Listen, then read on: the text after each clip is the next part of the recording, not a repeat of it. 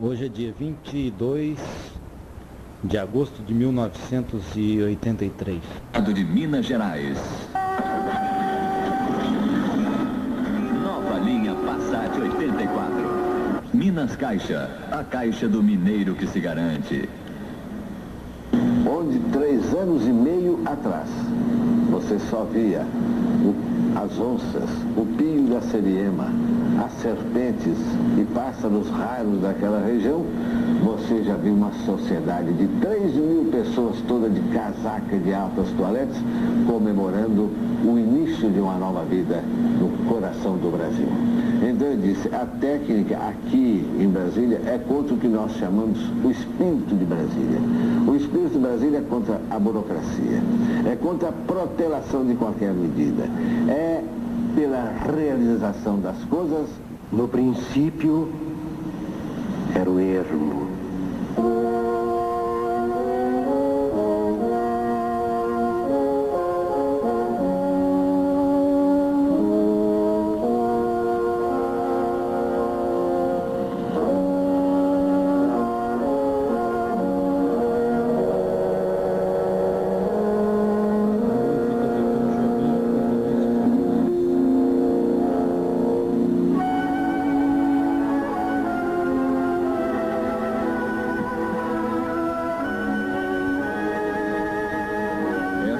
Fazenda JK, a 30 quilômetros de Brasília.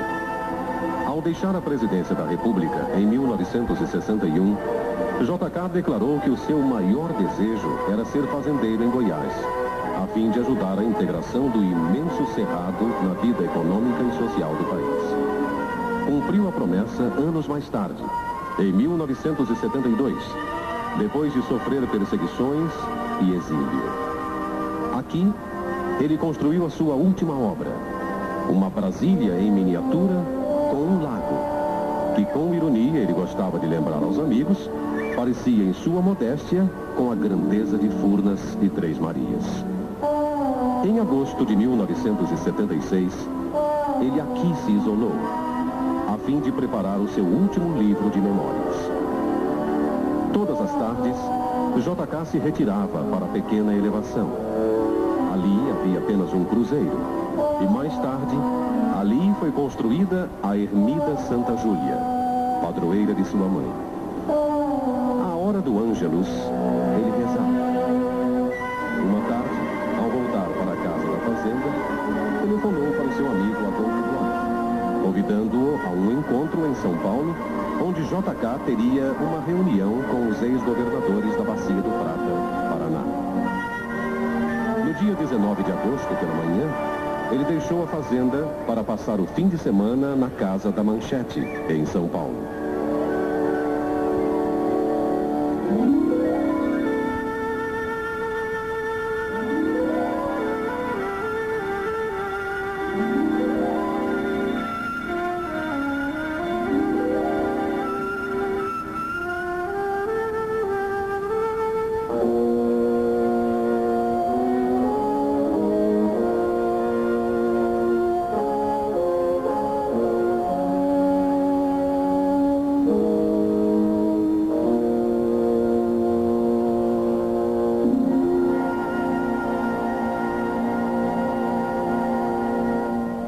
Foi aqui, nesta cama, dormiu a última vez o meu amigo presidente Juscelino Kubitschek.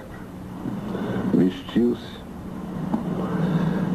arrumou sua maleta, colocou o livro O Jerusalém, queria fazer uma crítica para a Manchete, levou um número da semana com a capa de Jânio Quadros. No seu bolso, ele tinha um bilhete aéreo para ir a Brasília naquela mesma tarde. Este foi Adolfo Bloch.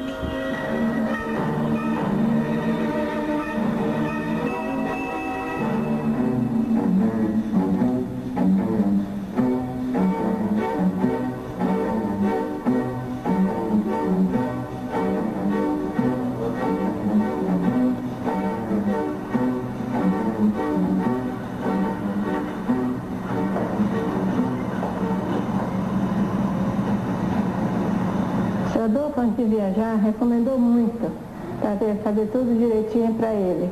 Ele veio na cozinha, pediu que queria ver o detalhe de cortar o bife fininho, que ele adorava.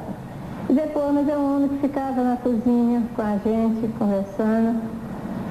Depois ele saiu para tomar o café e despediu da gente e me deu um dinheiro para ir ao show do Roberto Carlos.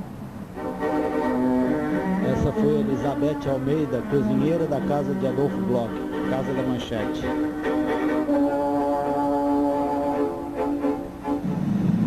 Era mais ou menos 9h30 da manhã, quando o presidente desceu para o café, aqui nessa sala. E o presidente desceu com um hobby vermelho, muito elegante, em cima do seu pijama azul, chinelos, e vinha rindo, sorridente, com a manchete, perguntando ao Adolfo e a mim se nós havíamos lido o artigo que Davi Nasser havia escrito para aquela edição. E enquanto sentava e saboreava um dos filés que a Elizabeth gostava de fazer para ele, Juscelino perguntava a nós se nós também havíamos lido o artigo da Davi Nasser. Mas sim, o Adolfo tinha preocupação naquele instante de saber qual era a capa que tínhamos preparado para a próxima quarta-feira. E enquanto desfilávamos assuntos internacionais que pudessem provocar um motivo de reportagem, não somente a capa, nós tínhamos, e mal sabíamos que tínhamos diante de nós, pela tragédia que ocorreria daqui a algumas horas, a própria capa estava diante de nós, majestosa e sorridente. Salomão Schwartzman.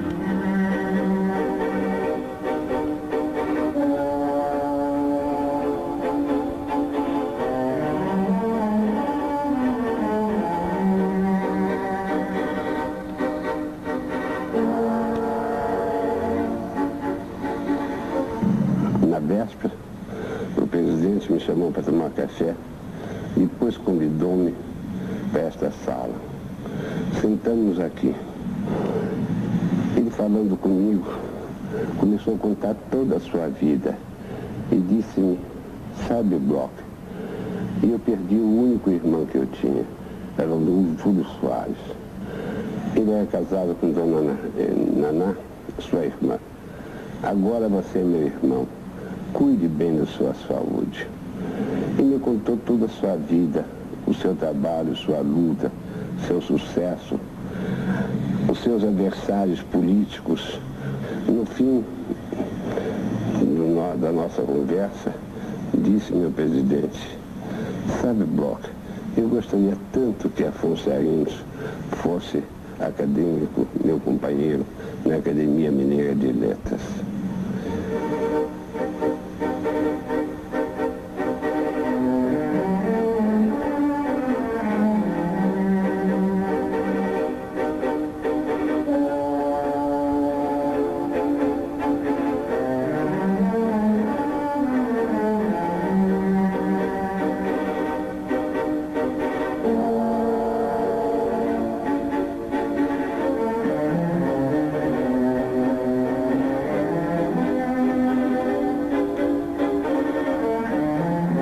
No domingo, 22 de agosto de 1976, ele saiu às 10 horas da manhã para visitar um amigo, Ademar de Barros Filho. De lá, ele sairia para o aeroporto, pois regressaria a Brasília no fim da tarde. O motorista da Manchete ficaria à disposição do JK até o seu regresso a Brasília.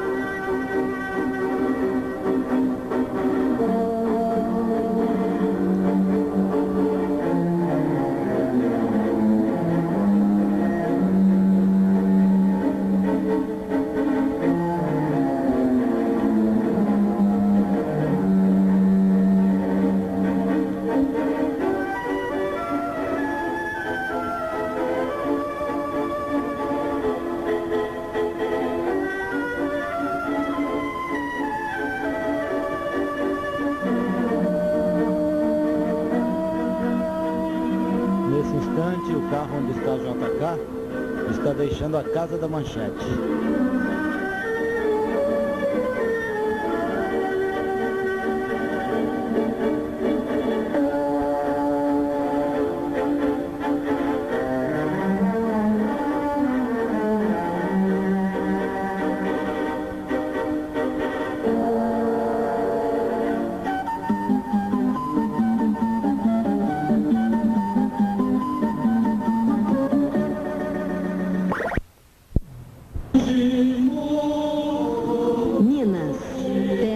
liberdade.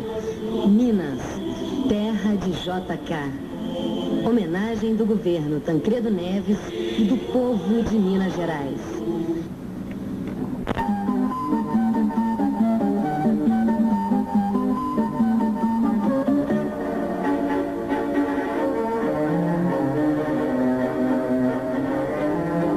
Eram 4 horas da tarde, mais ou menos. Depois da visita à casa do Dr. Ademar, eu tinha ordem de levar o presidente para o aeroporto. Ele iria para Brasília naquela mesma tarde. O JK, de repente, me pediu que eu levasse a outro lugar e me deu a nova direção. Eu teria, então, de levá-lo a um posto de gasolina no quilômetro 2 da Rio de São Paulo. Achei aquilo muito estranho, mas obedeci. O presidente estava tranquilo, sonolento.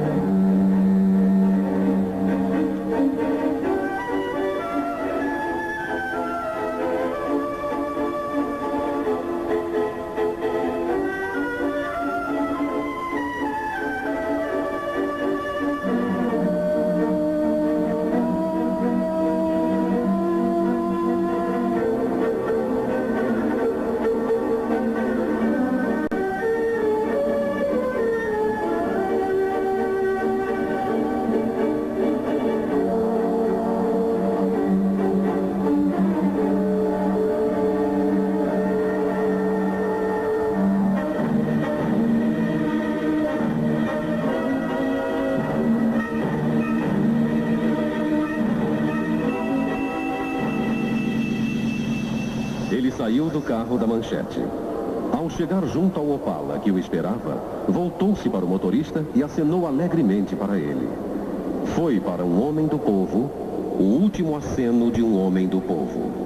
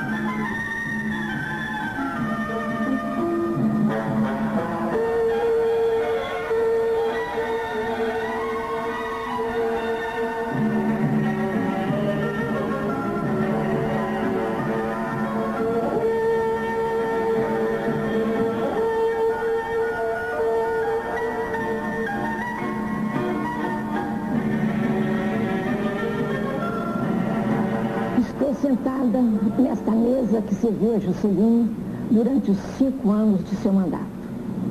Daqui, ele governou o Brasil, lançou as metas do nosso desenvolvimento e fundou Brasília. Este foi, por sinal, o último gabinete de trabalho de JK, conservado por Adolfo Bloch no edifício Manchete, tal como meu marido o deixou. Foi o primeiro museu JK. No dia 22 de agosto de 1975, eu adquiri a certeza de que JK, se de um lado nos pertencia a sua mulher, filhas, genros e netos, de outro lado pertencia também ao povo brasileiro. Senti isso vivamente por ocasião de seu enterro, saído daqui mesmo, deste edifício Manchete, na manhã do dia 23. O povo saiu cantando o Peixe Vivo e levando a urna até o aeroporto Santos Dumont, de onde saímos para Brasília, pois JK desejava repousar na cidade que fundara. Em Brasília, o espetáculo foi deslumbrante. Durante a missa e na catedral, vendo aquela multidão chorando e gritando o nome de JK, eu tomei coragem e reparti com o povo aquele ser querido que nos pertencia.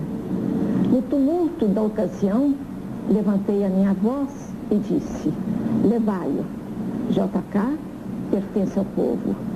Vivíamos ainda os dias sombrios no setor político. A abertura era ainda uma esperança, na qual muitos não acreditavam. O enterro de JK ficou sendo a primeira manifestação concreta de que novos horizontes se abriam para a nação. Durante 3 anos, ele repousou no Campo da Saudade, num túmulo modesto feito por Oscar Niemeyer. Mas eu tinha prometido erguer um memorial em Brasília, que era também um anseio do povo brasileiro. O presidente João Figueiredo doou o melhor local da cidade, onde fora celebrada a primeira missa de Brasília. E menos de 2 anos depois, a 12 de setembro de 1981, inauguramos solenemente o Memorial JK, que permanecerá para sempre, cumprindo 2 missões históricas: a de selar em concreto e mármore o momento da pacificação nacional e o de perpetuar o trabalho e a grandeza de Juscelino Kubitschek, meu marido.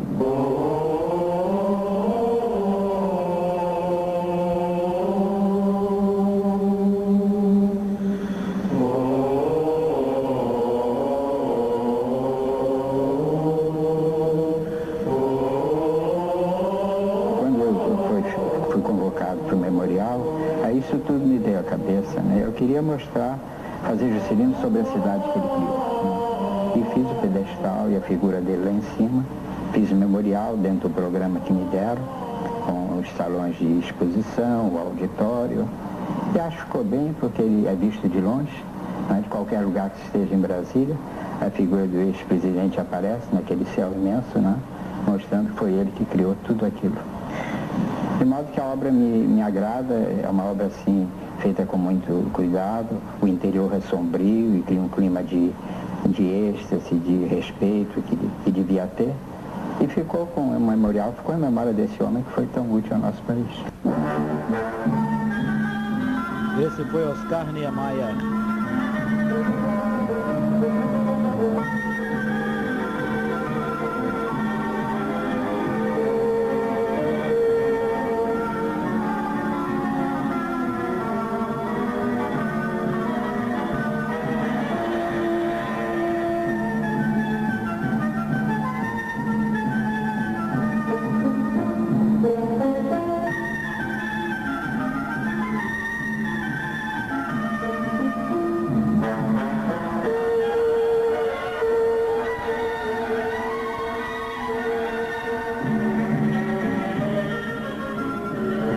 Mostra agora o Catetinho. De Minas e renunciar ao governo no dia 30 de março de 1955 por força de um dispositivo constitucional que exigia aos candidatos à presidência da República que deixassem o governo dos respectivos estados com uma antecedência de 6 meses. Renunciei e já com o meu programa de campanha organizado. E havia tomado a deliberação de não começar, como era praxe, desde o início da República, as campanhas políticas, os comícios, só pelas cidades do litoral, especialmente as capitais. E eu queria percorrer com mais detalhes o interior, para saber bem as coisas que ocorriam nessas regiões que aqui do litoral, naquela ocasião, ninguém podia vislumbrar. A minha campanha já estava preparada. Eu tinha 30 metas preparadas, estudadas, com os técnicos que eu havia convocado para esse objetivo, e visavam todas elas o rompimento dos estrangulamentos econômicos que naquela ocasião faziam do Brasil uma nação das mais subdesenvolvidas do mundo. Porém, Brasília não estava nas minhas cogitações. Brasília era considerada uma utopia. Nós estávamos acostumados a ver no mapa do Brasil um retângulo vermelho com os seguintes dizeres: futura sede da capital federal. Ninguém mais dava fé àqueles dizeres que vinham desde a proclamação da República. Mas, como disse, eu renunciei ao governo no dia 30 de março E no dia 3 de abril, eu cheguei em Jataí, no estado de Goiás, para iniciar a minha campanha. Chovia torrencialmente, uma chuva tão grande que me impediu de descer na cidade de Rio Verde, que era o meu primeiro objetivo. Mas em Jataí, como não era possível realizar o comício em praça pública devido à chuva, levaram-me para um grande galpão. Trouxeram um caminhão e eu subi nesse caminhão rodeado dos políticos da cidade e diante de mim uma multidão de umas 2.000 pessoas. E eu anunciei uma novidade. Disse à multidão que me escutava: vou começar a minha campanha por um processo novo. Iniciarei, a princípio, expondo o que eu já planejei fazer de acordo com os meus estudos. Mas depois me colocarei à disposição do público, aqui e em todos os pontos do Brasil, para saber o que o público acha que o futuro presidente da República deve fazer pelo país. Falei, expondo as minhas 30 metas, e quando dei a palavra à multidão, surgiu no meio dela uma voz de um rapaz muito simpático, que ainda hoje vive na cidade de Jataí, e lá ocupa o lugar de coletor estadual. Eu havia declarado que era indispensável para o desenvolvimento do país paz, tranquilidade, e que esta só se obtinha com um respeito integral à Constituição, donde a minha resolução inabalável de cumprir artigo por artigo da Constituição de 1946, que era a que regia os destinos do Brasil. Quando me pus à disposição do público, o Toniquinho, como se chama o rapaz de Jataí, perguntou-me: Vossa Excelência acaba de afirmar que vai cumprir artigo por artigo da Constituição. Sendo assim, Vossa Excelência deve se lembrar que no artigo 4º das disposições transitórias da Constituição estabelece que a capital da República deve ser construída no Planalto Central. Vai Vossa Excelência construir a nova capital? Confesso que até aquela altura eu não havia pensado nesse assunto. O tumulto dos acontecimentos que envolveram a minha campanha, que todo mundo sabe que foi das mais agitadas que houve neste país, bastando lembrar que foi necessário a deposição de 2 presidentes para que eu pudesse lograr subir as escadas do catete. A agitação é de tal ordem que eu me concentrei nas 30 metas. E o mais eram providências políticas para superar a crise que ameaçava estrangular o regime. Mas, quando o Toniquinho me colocou o problema, eu pensei subitamente. Não dei senão 1 ou 2 segundos de espera e respondi prontamente: se a Constituição exige a construção da nova capital do Brasil, vou respeitá-la e construirei a nova capital do Brasil, no Planalto Central.